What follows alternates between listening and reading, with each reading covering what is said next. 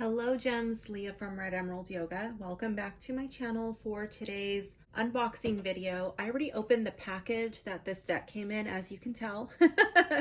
This is a used deck purchase.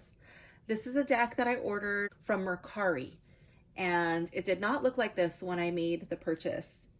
Okay, so I don't remember the exact condition it was supposed to be in. I think it was probably like in very good condition, or at least good condition.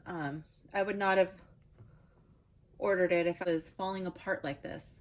So yesterday I already went ahead and I made sure all of the cards were here and I put them in order because I just felt like that was just taking up way too much time. Wait, let me put this on the side. It's a very long stick.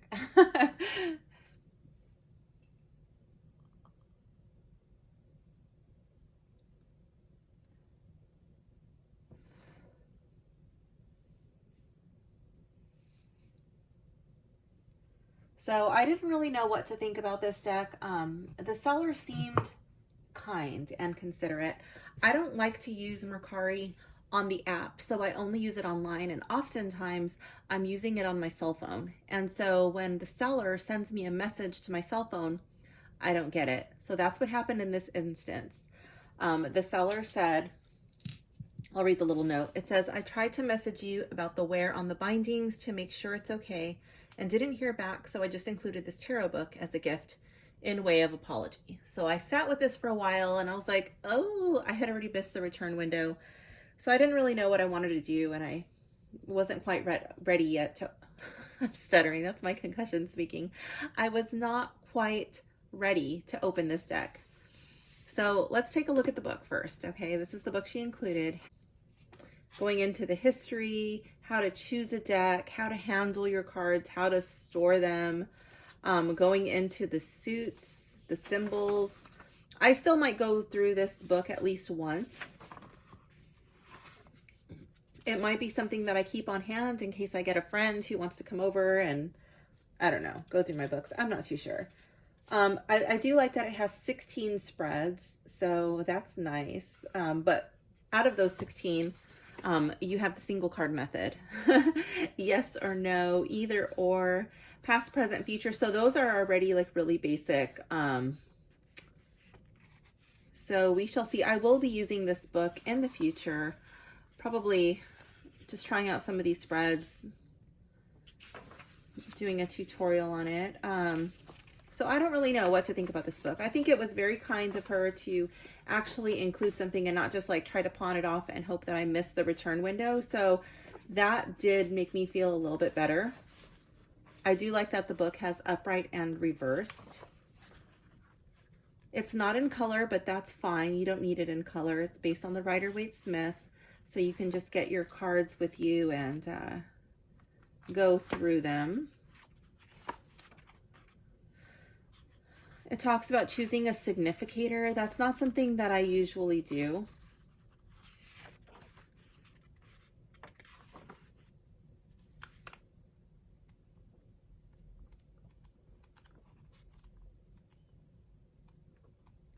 So I might use this book, like rainy day material, just going through it. I don't know, possibly for the spreads.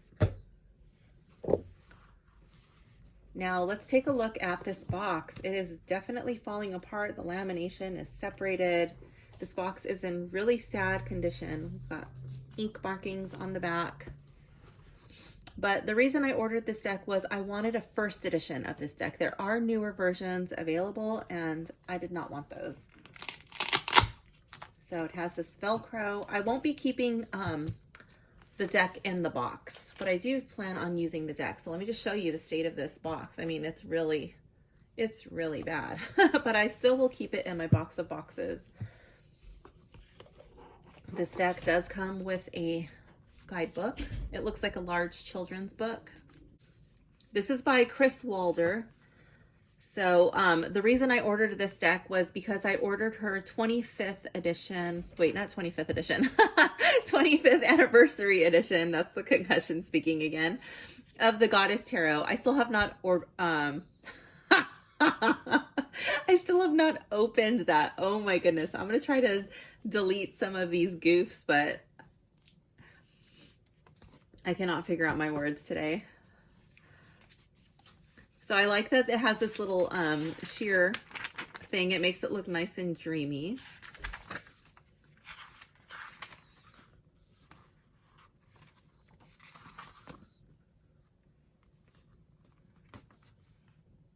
Let me see. I saw this the other day. Where is it? Ah, here it is. Okay, so the book also confirms that this is a first edition, which is what I wanted. Goes into the introduction, creating it, about the art, the structure, about the book, and then it goes into the majors. I like how it gives a story. Okay, it talks about the traditional card that it is replacing. She's renamed the cards. So instead of the Fool, we have Innocence. And then it tells you who it is, which is really nice because I want to know all the things. Like, I probably won't remember them all, but at least not at first, but I do want to know. I want to read about it. I like mythology and I like these love stories, so it'll be cool to read about it. And then it gives you some keywords. Now, one thing I wanted to check because I don't remember from the other day. Yes, so even in your minors, they also tell you who it is, Tristan and Isolde. Affiliated with Major Arcana card Desire.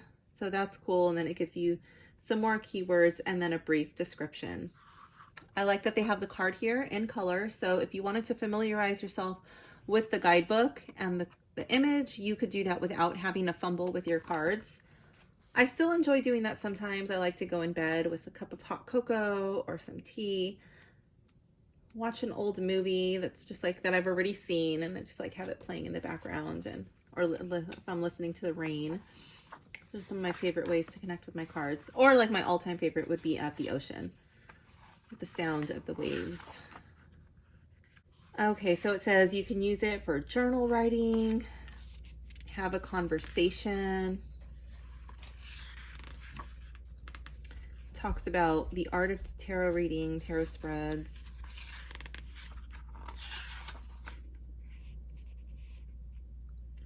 And then it goes into some, oops, I'm off camera. It goes into some sample spreads here.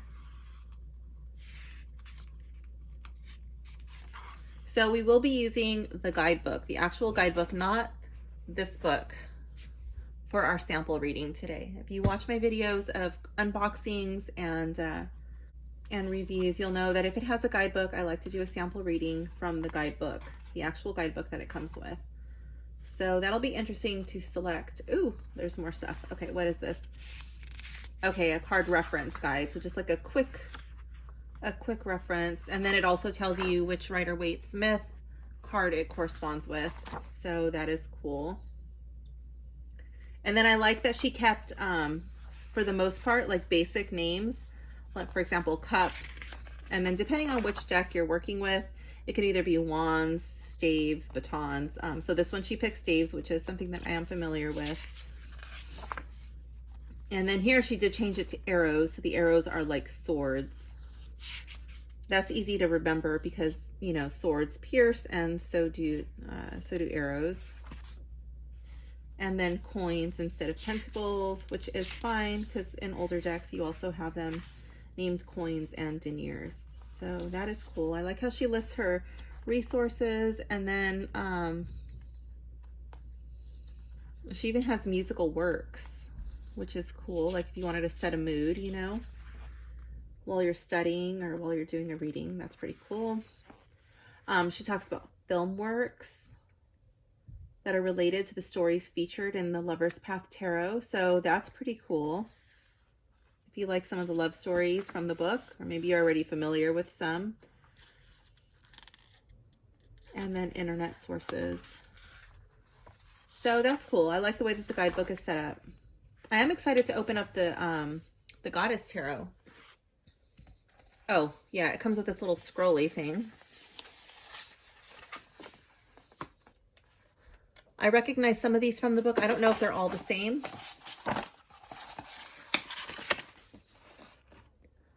But that's pretty cool. This box is in sad shape too. Let me show you.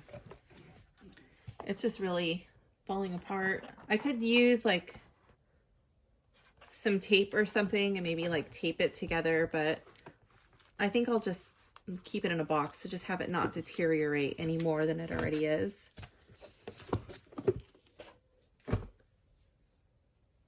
In the photo, it looked like it was in much better condition. The box isn't too bad, but it is bent. That's fine. Whatever. Like I said, I've already opened this and went through, so the cards are in pretty good condition. The original little tiny little white book. It does have a little hole right here, and we have some bending of the page. Also says first edition, and it's very basic. Maybe like a little bit more information than a typical little white book. And the font is very small. It has the insert. All right, so I guess we'll just take a look at these. I do like the back. I know a lot of people, when I was looking online for this first edition, have trimmed their decks. I did not want a trimmed deck. I would not have minded if it was edged. Okay, but I didn't want, the thing I did not like on the decks that were trimmed was how it kind of cut into the border a little bit. It was just a little too close for my taste. And I do like the borders in this deck. I feel like it holds it. It acts like a frame, and it just captures my gaze and keeps me there. It kind of just like holds me. And then naturally my eye will always drift, and I will drift to the copyright. But in this instance, because I wanted a first edition, it does confirm, yes, it is a 2004. It is the first edition. So I'm happy.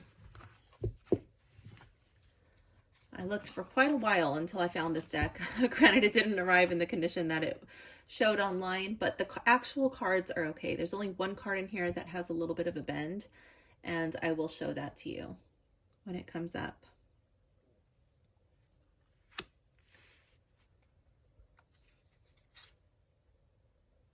I love this magic card. So as you can see, the names are renamed. I think I'm going to put this over here for like a potential favorite.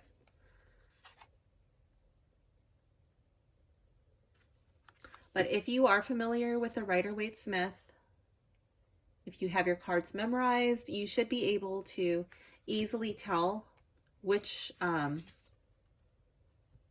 having another brain fart, which card, which major arcana card it is taking the place of.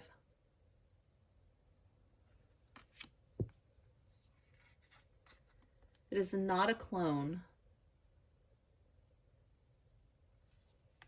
but there are similarities.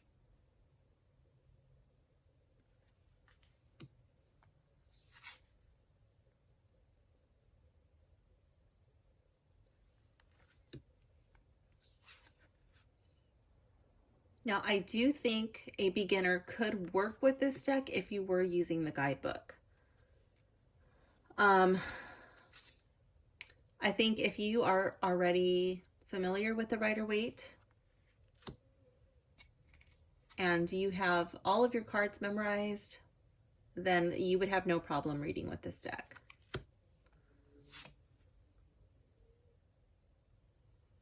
If you're still familiarizing yourself with the major arcanas and you're like not too sure, like, wait, you know, which one's justice or which one's this, you know, oh, I don't know. This might not be the deck unless you're comfortable referring back to your guidebook or.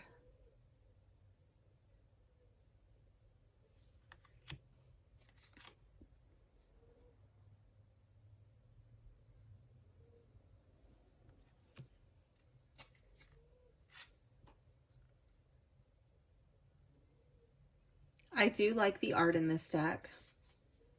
I think it's very dreamy. It looks old.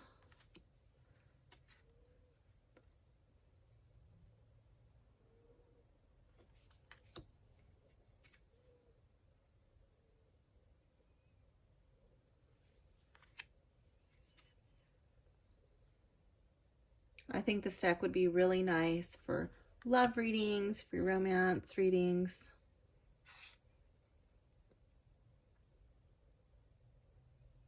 I think it's great for art lovers, historians, people who love mythology.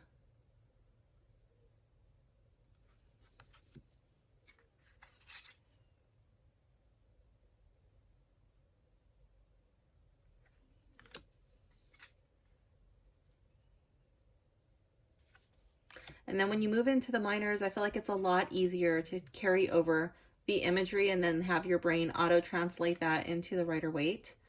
It's a lot more similar. So it's mainly just the majors that beginners might struggle with.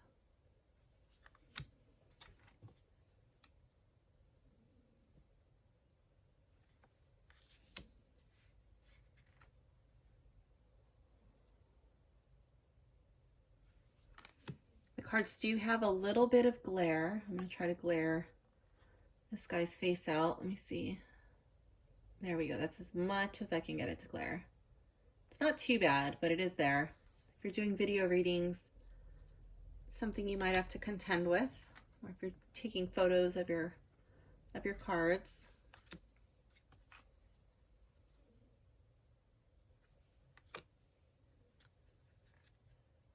I like that these cards are not grippy. They're not extra slippery, but let me just show you really quick. They do glide. They're not sticky at all. So that's really nice.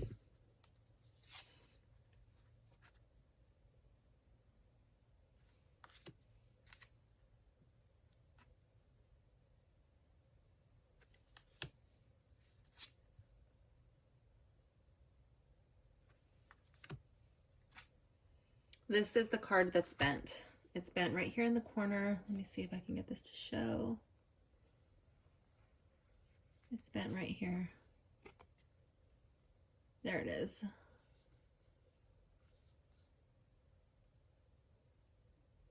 Yeah, so it's okay. I mean, he's got an eye patch. It's the King of Staves. You know, he's been through a lot.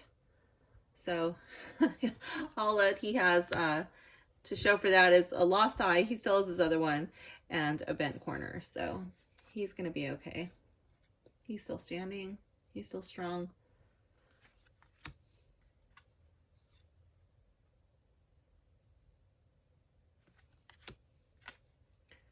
Obviously, I would have preferred to not have a bent card or have the deck arrive in the like the box in the condition that was not represented online, but she did try to contact me. I did find the message after I got the box. I went online to see when she sent the message, and it was right away before she shipped it. So she did try to contact me.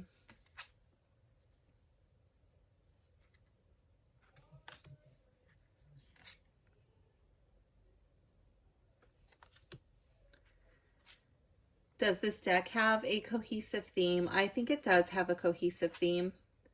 It's like myth and love stories.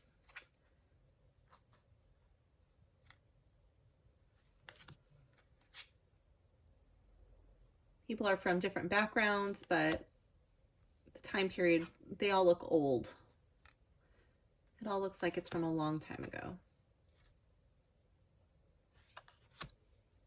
And I like that you can tell that it's all from the same hand, the same artist. I'm not really a fan of when there's multiple artists involved on a deck. Sometimes it just looks so different. One of the decks that I don't mind so much is, oh my gosh, I'm gonna forget. It's a deck with unicorns. The Last Unicorn. That one has, I think, like 4 or something like that, different artists. And it actually looks pretty cohesive. For having so many artists involved. But aside from that one, I'm really not a fan of when there's multiple artists involved in a deck.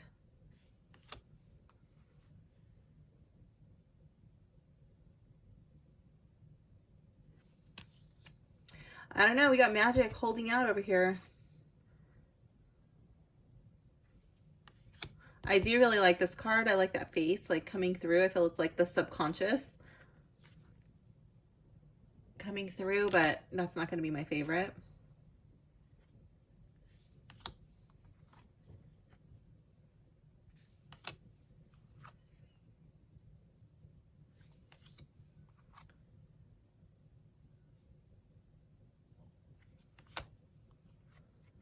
These cards are rather on the wide side, so they will be a little bit different to handle. I like that the Queen of Cups looks pregnant too.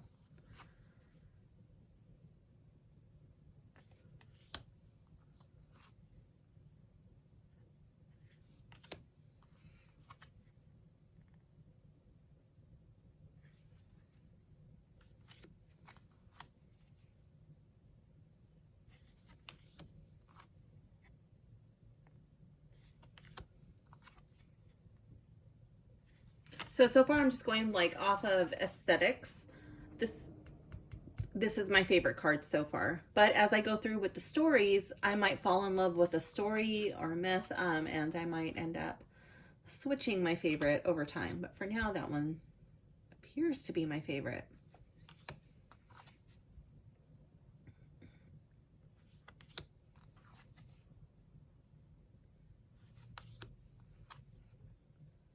So this is a deck that I've had in the Deck Cellar for a while, waiting to come out, and I'm really excited. I always say that, but I'm excited for all of them.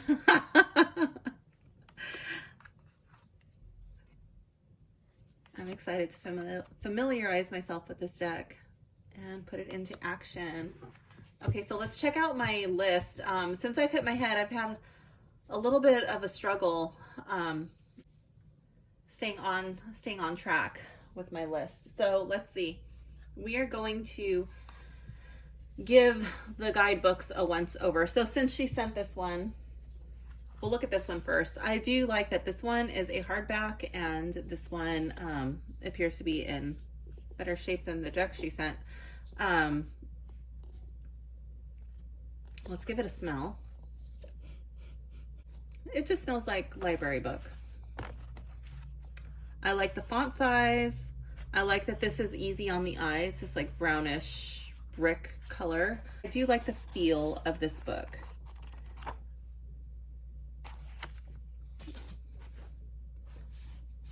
I feel like this book would last a long time. So that's cool. Let's just check a random description from this book. So we're going to read the Ten of Swords.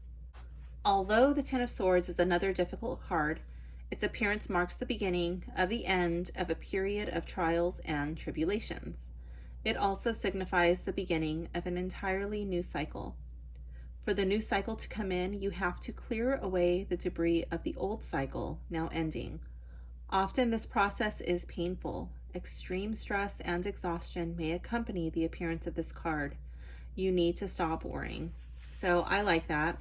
It has an upright and a reverse, which says when the Ten of Swords appears upright, it suggests that you need to make a clean break from the past and all its attendant pain and suffering.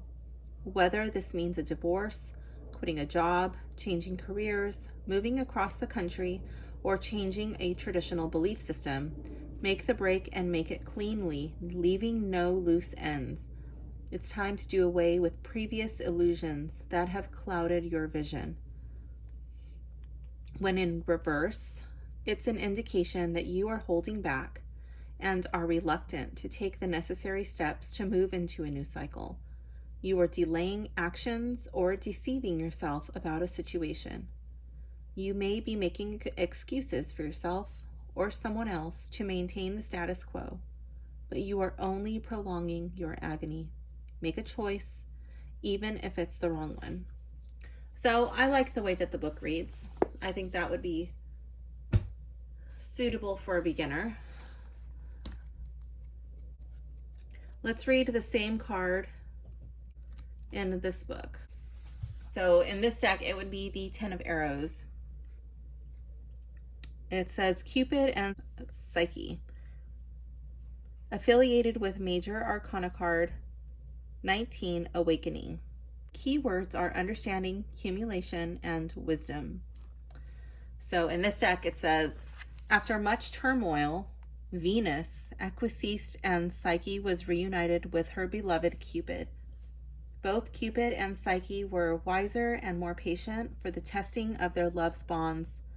In time, their child, an exquisite daughter they named Pleasure, was born in the sunlit, brilliant presence of all the gods and goddesses.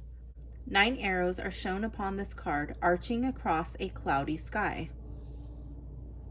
A single arrow flies underneath, symbolizing the path of wisdom, which can free us from painful limitation. Lightning flashes dramatically in the sky. These represent the shock of understanding, which brings true enlightenment. Just as the story of Cupid and Psyche can inspire us to wisdom in the name of love. Perfect emotional wisdom gained through experience. Understanding gained after struggle. The ending of a difficult situation. Experience as the best teacher. For better and for worse. Sharing knowledge with others. Reversed or weakly aspected. More needs to be considered before complete understanding can be gained. Overwhelmed by too much information. Getting lost in the details. The inability to see the forest for the trees. So it's very similar, but it does have a different take. So this is a deck that I would recommend going through with the guidebook, considering your traditional Rider-Waite meanings and seeing how you're going to interpret each card in the deck. Oh, let's give this book a sniff test. This book smells like a children's book, like a picture book, probably from all the color. Let's give, we have to read our favorite card. Let's give this deck a sniff test. It's inky. Wow. So from 2004, so this is 20 years later, it still has quite a punchy, inky smell, but it's not bad. It's not like tingling my nose and making my eyes burn. I'm pretty sensitive to chemicals, especially artificial scents, and those things get me every time. So this deck is not bad.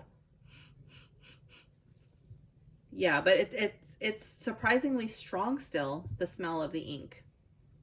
Maybe that's because the deck was mostly kept in the box, because the deck appears to be in really good condition compared to the box. So I think it was probably just like shoved somewhere and kind of got banged around. But for the most part, the cards were kept intact. Let's read the description of my favorite card. So there is a lot more writing on the majors versus the minors. Okay, I just want to get this on camera. Okay, so when we think of magic, we often think of Merlin. Oh, I should go over here. So the traditional card is the Magician. The lovers depicted on this card are Merlin and Vivian. The key words are self-empowerment, mastery, actualization, and growth. Okay, so it says, when we think of magic, we often think of Merlin, a legendary character with roots in British history and myth, famed as the influential advisor and wizard to King Arthur. Merlin was the illegitimate offspring of a princess and a supernatural being, whom Merlin's enemies claimed was an evil incubus who seduced his innocent mother as she slept. Merlin's magical powers became apparent at an early age when he foretold the arrival of Arthur as the once and future king. Arthur's wise rule united the warring factions of Britain, leading to a golden age of peace and harmony. Other legends held Merlin responsible for the creation of the Round Table, which joined the Knights of Arthur in equal rank. Another story claims he persuaded the Lady of the Lake to bestow Arthur with the magical sword Excalibur. This sword empowered Arthur as sole monarch of the land. Stonehenge, the massive and mysterious stone circle set in southwest England, has also been credited as a product of Merlin's masterful magic. However, as powerful as Merlin's magic may have been, it could not compare to the magic of love. After many years spent in service to others, the wizard fell in love for the first time during the winter of his life. Vivian, an ethereally beautiful woman, whom some scholars associate with the magical lady of the lake, begged the wizard to take her on as his pupil. To prove her worth, she traveled with Merlin, living humbly among the beasts in the forest. She acted as his devoted servant. She fulfilled all of his needs but one. She would not love him. In time, the proximity and persistence of the young woman wore Merlin down, until he felt as weak as a lovesick child. He gave way to his better judgment. He taught her all he knew of the magical arts, and when the wizard had given her all he could, he begged her to take pity upon his devoted heart. Vivian did take pity for her, and decided to put Merlin out of his misery. She gazed upon the magician, now completely under the power of her beauty and wiles, and administered the coup de grace. I don't know how to say that. Some believe Vivian used the very magic Merlin taught her to encase the magician in a glass tower, where he would sleep through eternity.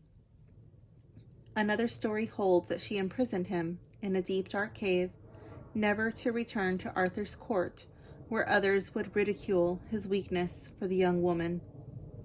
Others say she transformed the elderly magician into a rowan tree, whose magical boughs grant supernatural powers to all who know how to harness them. Whatever happened, Merlin's end was clear. The magic which empowered him had been undone by the only thing more powerful, love. Merlin is depicted here at the moment of his transformation from beguiler to beguiled. He is surrounded by the instruments of alchemy, which he has taught Vivian to wield. As Vivian casts her spell, Merlin is overcome by love, by magic, by awareness come too late. He now knows something more powerful than himself. Oh my goodness, wow. I did not expect this to be a card of betrayal. I'm not really too keen on the story of Merlin and Vivian, honestly. But that is so intense. It has meanings for this card: developing the magic within yourself, casting a spell on another to create positive change, self-empowerment and actualization, a yearning to grow beyond perceived limitations, the ability to transform your life through originality and personal power, renewed creativity and vigor, a yearning to grow beyond limitations, reversed or weakly aspected, blocked power, feeling under the spell of another, manipulating or using others, a need to control situations behind the scenes, secrecy, trickster behavior, which creates distrust. So when the magician is normally in the reverse, I do get that kind of energy, kind of like Merlin at the end of his life, like being under the spell of Vivian, or that someone is operating under the energy of Vivian, really manipulating a person and just taking advantage of them.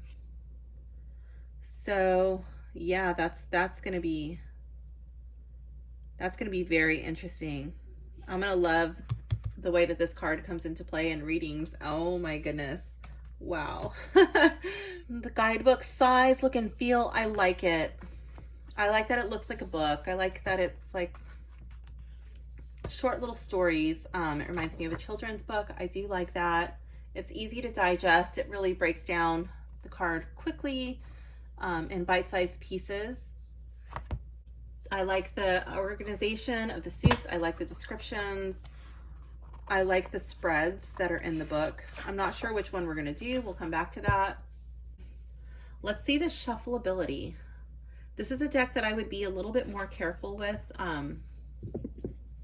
because it's rather hard to find the 2004 edition that's in good quality, good condition. So I will be a little careful with this deck. I normally read with reversals, and it's going to take a while to get this deck with reversals in there. I might just let that happen naturally. Even when I try to not get reversals in my Oracle cards, they still creep their way in there. So I'm sure they'll creep their way in this one too. Let's see. Well, let me just show you. I'll try it once. Let's see how easy it is for me to shuffle this large deck.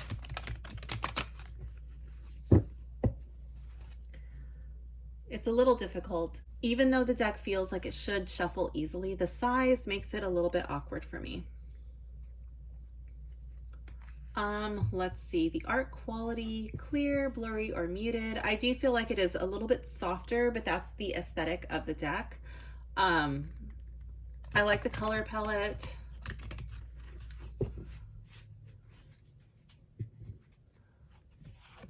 I feel like everything is pretty clear.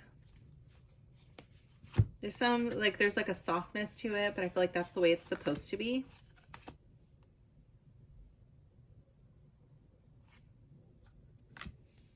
We do have a difference in these two rocks, but I feel like it kind of, like it goes, like this one's darker because it takes place at night, and this one's a little bit brighter because it takes place in the day. So I feel like it fits. Versus the Rider-Waite, somewhat in bits and pieces. Does it remind me of a deck that I have?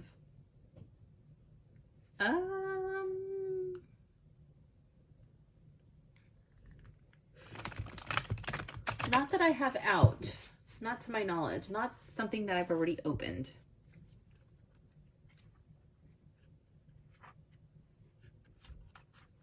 No, and especially like with the recurring theme of having like a lot of the cards with two people on there. Like in the Seven of Coins, I'm used to that having one person, you know. They don't all have two, but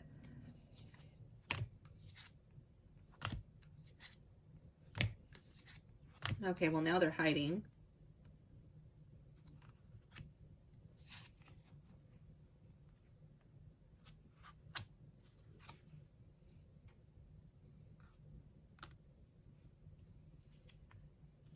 Okay, come on. Like this one, balance. That should be well, not should, but in the Rider-Waite, it would be temperance. So here we have water and fire. We have Venus and Vulcan. So it's just a little bit different, but I do like that. So it does not remind me of a deck that I have. Is it for newbies? I already went over that. I don't think it's a deck for newbies unless you want to spend a lot of time with your guidebook, which I recommend anyway. But I still think it's better, I don't know, in my opinion, to start off with the Rider-Waite, because so many decks are based on that. And if you learn the Rider-Waite, it just opens up the door to so many different decks. So that's just my opinion. Take it or leave it. It doesn't really matter. There's no right or wrong way to read tarot, whatever works for you. Let's listen to the sound. Being a little bit brave here, but I'm so afraid that they're gonna bend. I won't be doing too much like that. Maybe overhand, but they are a bit large, or the way I was doing it from the side. I'm still going over the deck. I already told you how I'll keep it. I'm just going to keep this in a bag. And then the box I'll keep in my box of boxes. Who might like it? Who might not like it? I think I already went over that, but people who like love stories, if you're into mythology, if you're into history, if you're into old-fashioned looking decks, if you, yeah, if you want a deck that looks old, if you like the borders around the deck, like if that's already going to bug you, maybe skip it. I mean, unless you want to start chopping it down, but I just feel like it kind of, I don't know. I don't really like the way it looks when it's cut. Who might not like it? Somebody who wants a normal size, like standard size tarot deck. Somebody who wants something more modern. Somebody who doesn't want a border. Somebody who wants it to be a Rider-Waite clone. Somebody who needs, somebody who does not want the names to be changed. Like if you don't want this to say transformation, this won't be your deck, you know?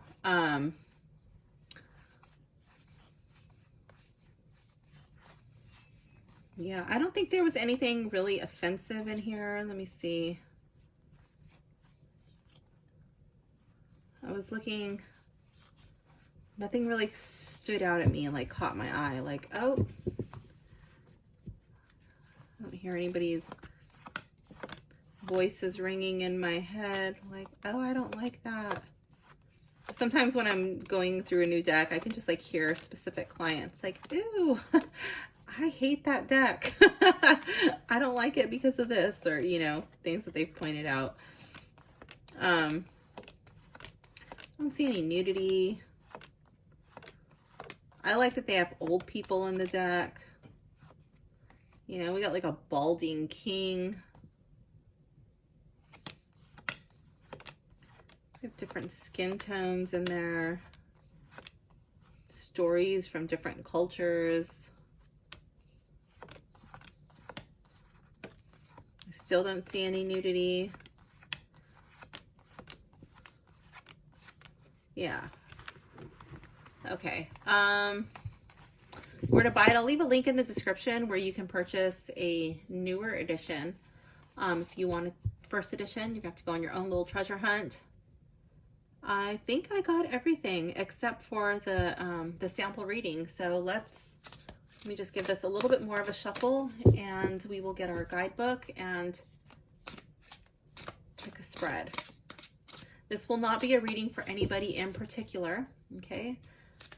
It'll either be a sample reading or something for the collective. Let's see what they have as options, because I don't remember. Let's see.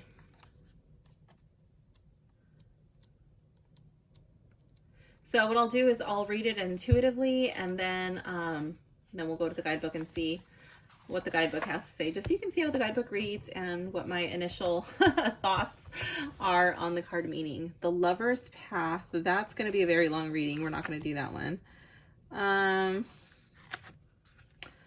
The Relationship Cross. That's pretty cool, but again, that's a little longer than I want to work with today. The Celtic Cross. I love the Celtic Cross. It is one of my favorite spreads to do.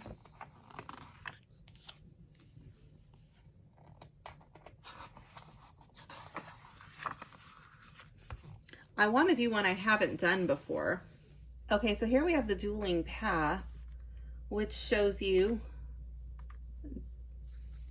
different options, 2 possible paths that you could take when you're faced with a situation and it's not going to be a yes or no answer. That's a possibility. Here we have the Burning Question.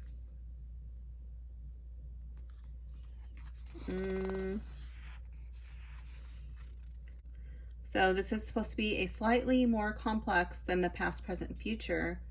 Develop for times when you have a specific question that needs to be immediately addressed, a burning question, if you will. The burning question is placed in the center of the spread. The remaining 6 cards are wrapped around it, suggesting the shape of a flame as it clings to the object feeding it. Ew. And these are to be read together. Okay, so this is the spread that we're going to do. We're going to do the past, present, and future for 2. Okay, so it's kind of like a relationship spread, like your standard relationship spread, but a little variation on that. So it's a little bit more in depth. I think that that would be something that your clients might like. Instead of seeing just like the 3 cards, now they have 6, and it's like, ooh, it's a big reading, you know, it's like a lot of cards. You don't always need a lot of cards. Sometimes it's pretty straightforward telling you this is not the one for you. Or to just go slow, proceed with caution, take your time, you know, then okay. But let's just say you want to do a 6-card spread. You're a new reader, you want to branch out. Okay, so variation for 2. To examine issues involving 2 people. Past, present, future spread can be used by couples. Begin by alternating shuffles with your partner as you concentrate on your issue. Then place the 4 chosen cards as shown in the diagram below. Alternating shuffles with your partner. So maybe that's like you're shuffling, then your partner shuffling. Or if you're the reader, you know, you let your clients shuffle. Some readers don't like to let their clients touch the cards. Mine would be on a case-by-case basis. But in general, like, I don't mind my clients touching my cards. Actually encourage it. Like, their energy just goes in there and they really get excited to be able to touch the cards. If I have somebody who maybe I don't really know, or their energy is like kind of all over the place, they're really excited or anxious, pissed off about something. I don't really feel like that's the energy for a reading anyways, but maybe that's a person that I wouldn't let touch the cards. Like, what if they don't like it? Are they going to get the card and crumble it or throw it or rip it or burn it? I don't know. Eat it? Who knows? Like, I don't know. Like, maybe I don't want you touching my cards. Okay, let's see. Cards 1 and 2. This is the past and present of the first partner. Past and present of the second partner for cards 3 and 4. And then card 5 is a possible future the couple may share if things continue as they have been. And card 6 is the final card offering the overall message or lesson of the spread. Okay.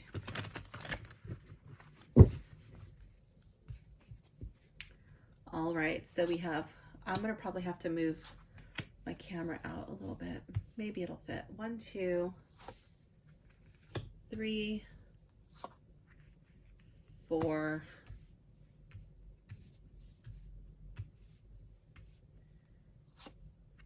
5, and 6. Oh, it fits. Maybe we'll just move this over here.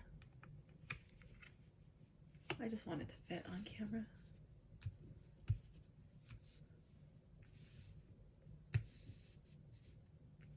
Okay, I like these oversized cards, actually. I just feel like they're really easy to see. Okay, cards 1 and 2, the past and present of the first partner.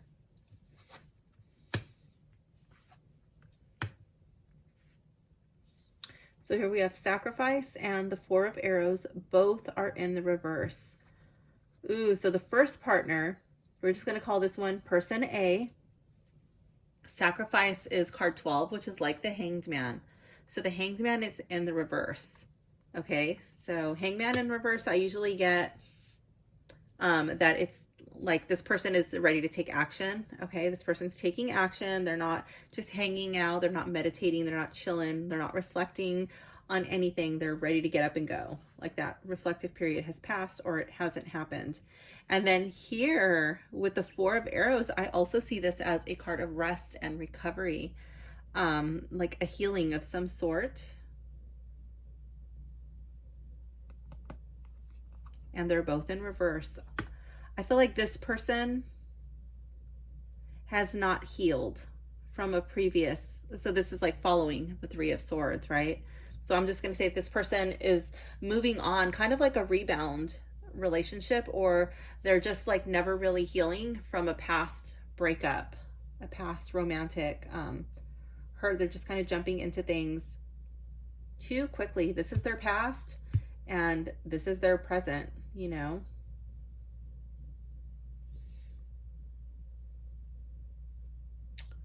Person B, second partner, past and present. Let's see. Here we have Grace.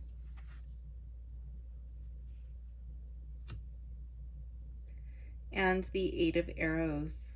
Dante and Beatrice. I'm not familiar with that story.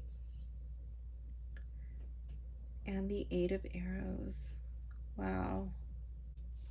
So person B, here we have Grace, which is like the star. I see the past as hope, healing, and I'm also drawn to how this person's holding a heart. I feel like this person had also a painful past, but this person allowed themselves time to heal, to recover. Their present is the Eight of Arrows.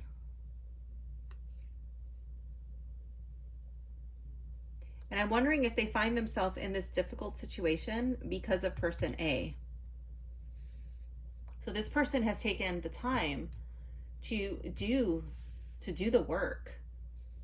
You know, they're doing the shadow work. They're doing their inner work. They're forgiving. They're whatever, you know, whatever they needed to do to heal and move forward, they did it. And now they find themselves here in this position where they find themselves trapped.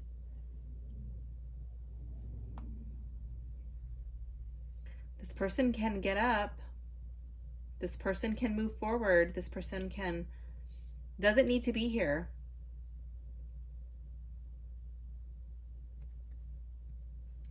When I was first looking at this card, I was really drawn to the mounds of dirt. Like, what is under the dirt? To me, I felt like there were bodies under there. I'm like, wow, there's bodies in there.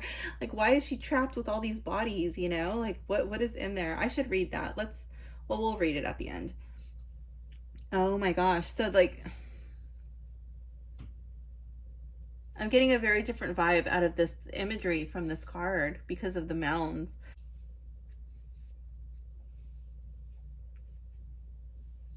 I'm really drawn to how this one, they're both arrows.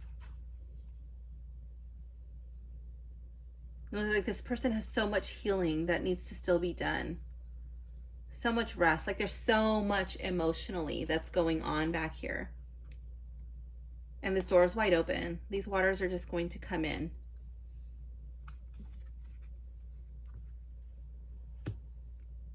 You've got this like swirling water motif on the bedspread, you know, and I just feel like this person is bringing all of that emotional stuff, and it being such a heavy burden on this person, and it's making this person feel trapped. Maybe this person wants to help this person wants to heal that person, to change this person, to fix that person, but this person is responsible for their own change, their own fixing. This is not something that this person's able to do, person B. Possible future the couple may share if things continue as they have been, if nothing is changed, if this person decides to not do the work. What is a potential outcome? Queen of Arrows in the reverse. So that would be like the Queen of Swords, and it's Venus. You know, Venus is the goddess of love. And I see this as a loveless relationship. I feel this is very cold, very cut and dry, and I feel like it's very self-serving one way, and I feel like it would be serving this party here. The final card offers the overall message or lesson of the spread. Ten of Staves. Oh my goodness, it's like the Ten of Wands, and it's in the reverse. I feel like this burden is too heavy. If this person does not want to do the work, if this person does not want to go to couples therapy with you, if this person refuses to work on their own shit, if they try to dump it all on you, like, this is the baggage I came with, look, now you just got to deal with it, you know, like, that's not okay. This is going to be a burden that's too heavy. Either some of these sticks have to be put down, and the only way to put them down is if this person decides to lay this burden down, if this person decides to do the work. And I love how there's a sun and there's fire and it's hot, and like in yoga we call that tapas, you know, our heat, our internal fire. We burn away all of the bullshit that is no longer serving us, that we do not need to carry anymore. And that's what I see here. Like, you're using all of this shit to light the fire, you know, to make it burn hotter. It's transmutation. You just going to carry these sticks forever? You can't. It's not sustainable. But you can transmute what you've been through, and you can turn that into something good. It doesn't mean that what happened was good. It doesn't mean, you know, that it was your fault or anything like that, but it is this person's job and duty to heal from whatever it is that they went through. It's not this person's fault. This person is not responsible for it. And this card, I feel like it would, like, the overall message, the overall lesson is, if this person doesn't want to do the work, it is time to put this burden down, however painful that may be, and to choose to walk away.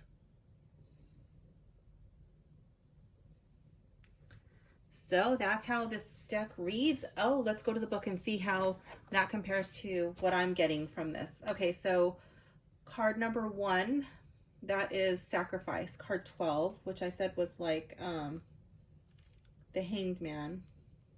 And I felt like that person was just ready to jump into another relationship. So let's see what it has to say about Sacrifice. This is Orpheus and Eurydice. I don't know. Eurydice. Keywords: impasse, surrender, patience, and compassion. The Greek myth of, or I'm going to butcher so many of these names. I'm just going to like put that disclaimer out there. Correct me phonetically in the comments, and I will take that into consideration. I would like to pronounce them correctly, but I just don't speak Greek. So in the Greek myth of Orpheus and Eurydice, I don't know, offers an example of love sacrificed for the sake of love. Their story resonates to this day. Orpheus was the son of the sun god Apollo. While still a child, his father taught him how to sing and play the lyre. With his songs, Orpheus moved the hearts of humans and gods. Besides being young, gifted, and handsome, he was loved by the nymph Eurydice. I'm just going to say Eurydice. Yeah, that's my final answer.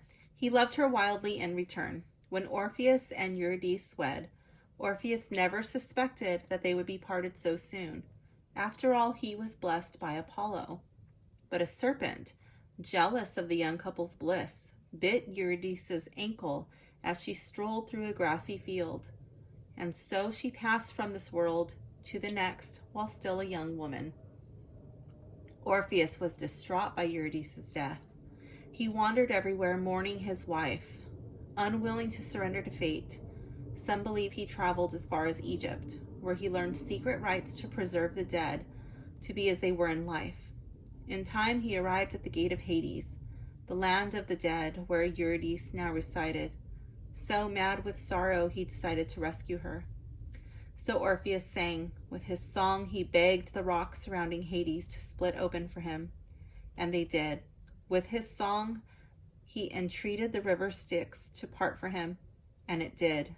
Within the land of the dead, spirits were shocked to see a living man, but they wept upon hearing the beauty of his music. As he sang of his love for Eurydice and how he missed her, so the spirits brought the musician to Persephone, the goddess of the dead. His song broke Persephone's heart, and she honored Orpheus's request to reunite them, but with one restriction. Orpheus must not look at Eurydice as she followed him out of Hades. If he was to take even one glance at her before they reached their home, she would be sacrificed to death forever. As the couple journeyed toward the land of the living, Eurydice was overjoyed to see her husband, but then doubt set in. Unaware why Orpheus would not look at her, she begged him to show her some sign of affection. Though Orpheus tried to reassure her with loving words, she did not believe him. To soothe her tears, he turned to embrace his wife, thus sacrificing their happiness to ease her heart. Some say that the only thing Orpheus saw when he looked behind was Eurydice vanishing into thin air.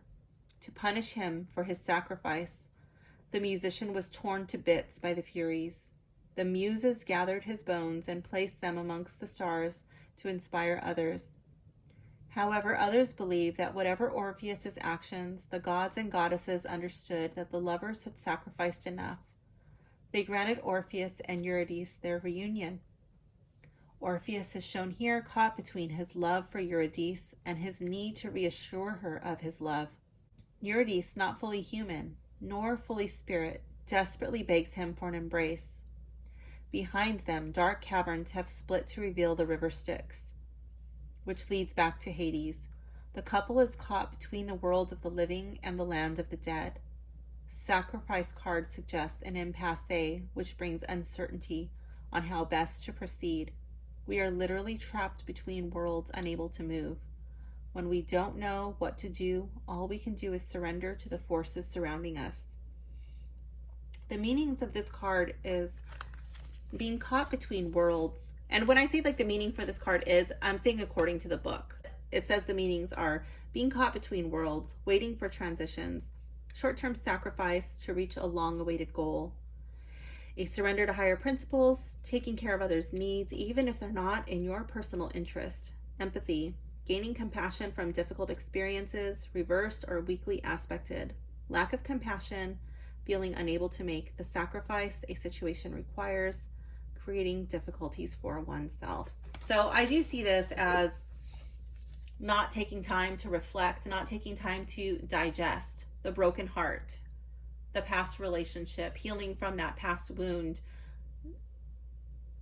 trying so hard to possibly to get her back, you know. Well, it doesn't have to be her, but to get the old love back, or to make things right. Maybe the person has passed, I don't know, but I do see this as desperately not wanting to be alone, not being able to leave the situation and just like rushing into something full-heartedly, not taking time out to heal. 4 of Arrows, and then you also like have to consider them together, you know. So 4 of Arrows is a lot shorter.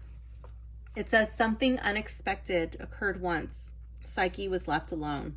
The storm grew mild and the sea calmed. Oh, I didn't read it. Affiliated with Major Arcana card Awakening. That's card 19. And healing, introspection, isolation are the keywords. So something unexpected occurred once Psyche was left alone. The storm grew mild and the sea calmed. Soft winds carefully cradled the unfortunate girl, lifting her far above the cliff and the sea below. The winds flew her to an island where a palace waited. In its darkest, innermost chamber, Psyche was met by a being who embraced her as his wife and lover. Whether he was beast or man, Psyche gave herself up to him in her innocent confusion, as he whispered his love for her. Alone in that strange but opulent palace, the faithful winds took care of Psyche's every need. That night, her mysterious husband returned to her again in the darkness. Apart from the world, Psyche became used to the strange state of affairs. Her husband continued to visit her each night in the darkness, when she could not see him. She was content, for he was kind and loving. Psyche soon forgot all about the oracle's frightening prediction. Cupid and Psyche are depicted as they sleep peacefully. Separated from the world, they are able to love each other without fear. 4 arrows rest above their bed, suggesting the protection solitude affords them. Meanings for this card: introspection, healing, need time to heal or rest, peace after emotional disappointment, detachment from the everyday world to regain balance, recuperation from stressful situations, reversed or weakly aspected, enforced isolation, loneliness, more recovery time needed than what has been allowed, needing a more detached view of problems. So yeah, I still see this as rushing in. It is pretty close to my initial interpretation, but I do enjoy reading the stories. I think those are really interesting. For partner number 2, here we have Grace, which is card 17. Love can inspire us toward grace. A state which can, I'll bring this over here so you can see it. So this card is the Star, Dante, and Beatrice. Keywords: inspiration, hope, and dreams. It says, love can inspire us toward grace, a state which can guide us to brilliance brighter than a starry sky. The love of the poet Dante for Beatrice is a perfect example of this wondrous experience. Born in Florence in 1265, the poet Dante wrote the Divine Comedy, an epic poem describing his vision of a journey through hell, purgatory, and heaven. Beatrice, a woman who also lived in Florence during his lifetime, appears within its pages as his guiding angel. Beatrice is also the subject of Dante's first book, La Vita Nuova, I think that's how you say it, The New Life, which fully recounts his love for her and of how she inspired his art. Beatrice was 9 years old the first time Dante gazed upon her, he slightly older. Her presence made such an impression that he felt as though his spirit had been infused with light. From that moment, Dante adored Beatrice above all others. Through the years, as they grew into adulthood, Dante sought to meet Beatrice, too overwhelmed with love to do nothing more than stare at her. He noticed that Beatrice was so full of grace that any who saw her experienced a happiness which could only be described through sighs. All this convinced Dante that Beatrice was truly an angel. Since he said nothing, Beatrice did not suspect Dante's love. She thought him dumb with shyness, but her warm greeting never wavered, no matter how awkwardly Dante acted. When Beatrice turned 15, her parents arranged her marriage to a wealthy merchant. The first time Dante saw Beatrice after her wedding, she was accompanied by 2 of her bridesmaids as they walked along the Arno River in Florence. Overcome by the knowledge that she was now another's wife, Dante turned his face from Beatrice to hide his tears. Beatrice's bridesmaids misunderstood and thought the poet had insulted their mistress. They jeered at him as they led Beatrice away.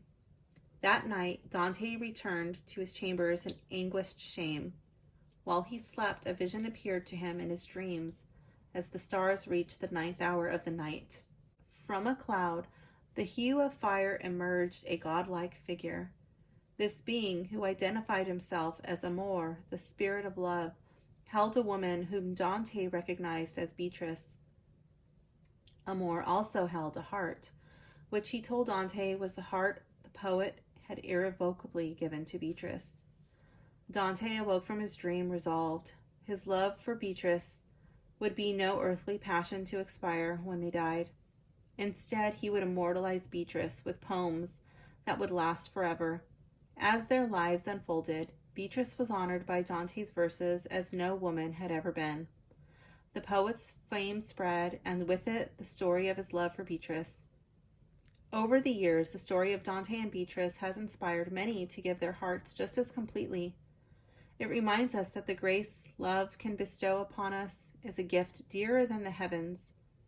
Dante's nocturnal vision of Amor is shown here, as the spirit of love embraces Beatrice. Flames swirl about them, as passionate as the emotions at play. The starry sky behind the figures suggests celestial forces at work, forces which will guide us in the right direction. Meanings for this card include love which inspires us and inspires others, turning dreams into reality, awareness of goals, the belief and self-esteem to meet them, a visit from the muses, reason to hope for the best, reversed or weakly aspected, not following your bliss, insecurity, feelings of unworthiness, ignoring intuition, fear of acknowledging your dreams or not reaching a goal. So because this is the past, I feel like this was a love that was not requited. This was a love that never worked out in the way that person B had hoped, but this person heals from it. They're not like, I mean, Dante obviously is dwelling on it, but still, I feel like I still feel like it's healing. If it's going to be the star, like it has to be like hope and healing for me. Dante channeled his love into his work while still allowing Beatrice to be happy. So yeah, I feel like that is a transmutation too. 8 of Arrows. Let's see what the book has to say. And I don't know if I'm going to always bring into play like the actual stories into the readings. More than likely no, but on the ones that I commit to memory, maybe. Let's see. 8 of Arrows. Okay, so it says lovers, Cupid and Psyche. Oh my God, again, Cupid and Psyche. Look at that. Oh my gosh, they're both arrows and they're both Cupid and Psyche. Very interesting. And that's the present. Affiliated with Major Arcana card, Awakening, card 19. Keywords: depression, entrapment, victimization. Once Psyche found Venus, the girl threw herself upon the goddess of love's mercy. She begged her to reunite her with Cupid with humble words and generous praise. To prove her worthiness, she offered to do anything Venus demanded. Venus was a harsh taskmaster. After expressing her anger with Psyche, the goddess led the girl to a huge storeroom where uncountable piles of wheat, barley, millet, and other grains lay haphazardly mixed together. So they're not bodies. Watched too many Lifetime movies. 8 arrows were stuck within each pile, symbolizing Psyche's transgressions. Venus then instructed Psyche to separate. Venus then instructed Psyche to separate and place each grain with its own kind before nightfall. If she was successful, the goddess might consider helping her find her husband. Psyche is shown surrounded by numerous piles of grain. An arrow is stuck into the heart of each one. Okay, so it is like a heart. I do get like some heart vibes. Like it's just like stabbed in there. Like, symbolizing the trials she must master before Venus will allow her reunion with Cupid. Paralyzed by the task before her, Psyche weeps. She is without hope. Like with this relationship, this situation, she's just totally overwhelmed. This task is more than she can bear. She really wants to help. She really wants to fix it. She wants to do it, but there's just so much baggage, so much shit this person comes with. Entrapped by emotions and sorrow, inability to move, depression that is incapacitating, feeling victimized, extreme sorrow that may be caused by oversensitivity. Reversed or weakly aspected, things may not be as bad as they seem. Obsession with personal problems to the detriment of others, problems that may come from within, projecting negativity onto others, the lessening of obsessions, narcissism. Okay, and then we move on to Queen of Arrows. Queen of Arrows for a possible outcome for this couple should they proceed without changing anything, and that is in the reverse. Lovers, again, Cupid and Psyche, affiliated with Major Arcana card 19, Awakening, keywords brilliance, honesty, and wisdom, but this card is in the reverse. The goddess Venus, mother of Cupid, represents the brilliant Queen of Arrows. Though Venus loved many, only the mortal Adonis was able to break her heart. This loss, painful as it was, granted the goddess a wisdom greater than beauty. Cleverest of all when it comes to affairs of the heart, the Queen of Arrows should be treated with great respect. She fully understands the complexities of human nature under every situation. She also knows that this education can only be obtained through experiences both sweet and sour. The Queen of Arrows is a mature woman who has seen it all. She has experienced love and loss. She knows that the flowers blooming around her will fade, but she also understands that they will grow again in time. She has seen birds fly away and return with the seasons. This worldly view of hers makes her impatient with those less experienced. However, if approached correctly, the Queen of Arrows will generously share her wisdom, using her arrows to tell it like it is. The willingness to appreciate the truth is all that is required. Meanings for this card include wisdom in matters of the heart, self-knowledge, the ability to clarify through language. So I feel like that's just going to be lacking, the inability to speak clearly, to solve problems. It's always going to be one-sided if nothing changes. Brilliance in writing, speaking, or anything else transmitted with words. A fully realized woman who has these qualities. Reverse or weakly aspected may symbolize loss or wounds despite good intentions. Sharp words wound people and affect relationships, allowing intellect to rule over the heart. Psychological or emotional manipulation. I definitely see that coming through with that card. And then for our final card, it's like the overarching theme of this reading was the 10 of Staves in the reverse. The lesson to be learned.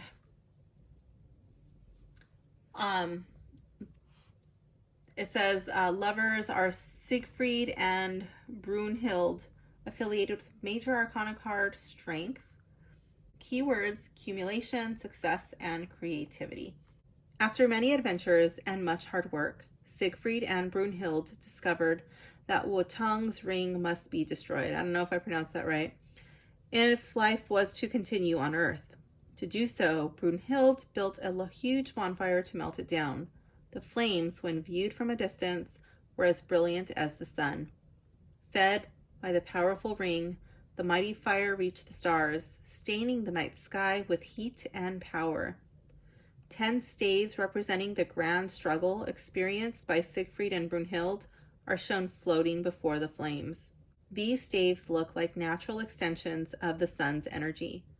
Leaves twist from the staves, symbolizing the personal growth Siegfried and Brunhild have gained by following the path of action. But this card is saying, like, if there's no action, there will be no growth. There will be no transformation.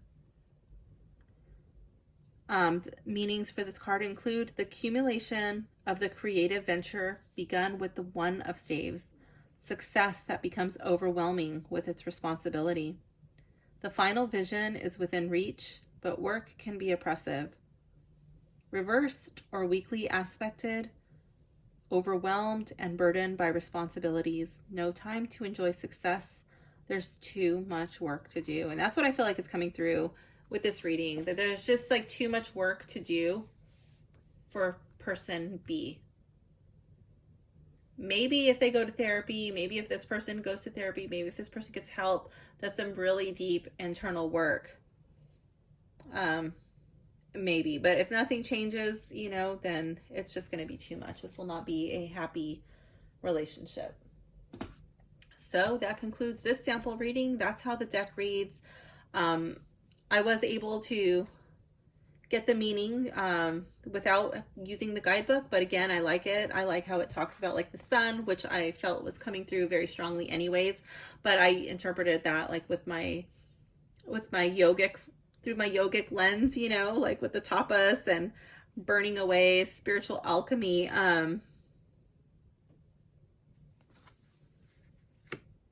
But the book gives you the story of Siegfried and Brunhild. So I feel like you can bring in your own experiences, your own knowledge. But it's definitely interesting to just go through the guidebook and see what it has to say about these little stories and these fairy tales and these myths. So yeah, I like the deck. I really like it a lot. I'm glad I finally got it. I'm glad I opened it.